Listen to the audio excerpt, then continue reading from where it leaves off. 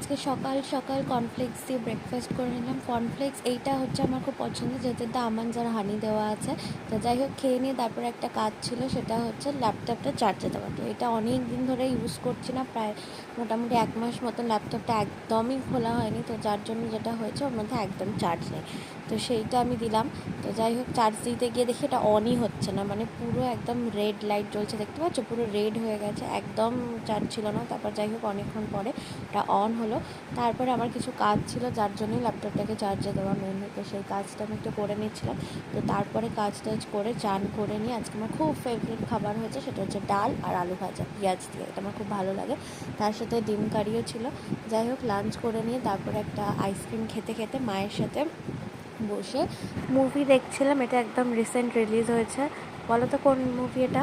তারপরে মুভি দেখে বিকেলবেলা অবভিয়াসলি আমার যেটা ভেলপুরি, পাপড়ি চাট এইসব একটু খেয়ে